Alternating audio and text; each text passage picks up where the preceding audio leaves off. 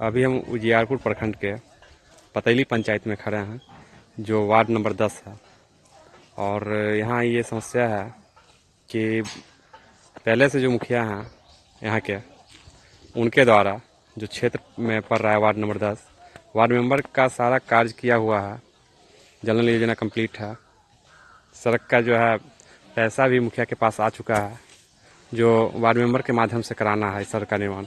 आप देख रहे हैं यहाँ कि यहाँ तक जो है सड़क कंप्लीट है। इससे आगे जो है ये सड़क आपको दिखा रहा हूँ, ये कितनी दूरी का है, कितना लेंथ है इसका, हम इसकी जानकारी यहाँ के ग्रामीणों से लेते हैं। हम ग्रामीणों से इसके बारे में जो है जानकारी लेते हैं। ये पतैली पंचायत है, आप यहाँ के ग्रामीण हैं, वार्ड नंबर 10 है। वार्ड नंबर 10 जी, आपको पता है कि पीसीसी का कार्य हर एक जो है वार्ड में चल रहा है। जी हाँ। और ये आपका एक सड़क जो है, इसका लेंथ कितना है? 900 फीट होगा।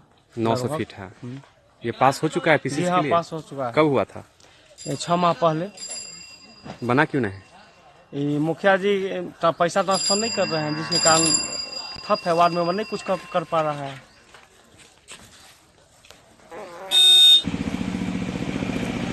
मुखिया जी आप क्यों नहीं पास कर रहे हैं, पैसा ट्रांसफर कर रहे हैं, वही ना जानेंगे।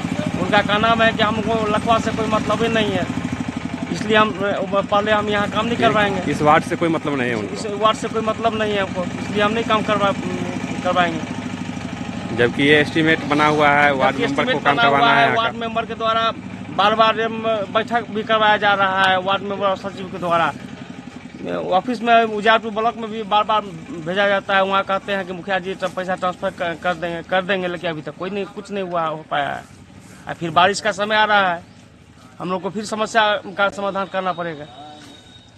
क्या नाम है आपका? उमेश चौरसिया।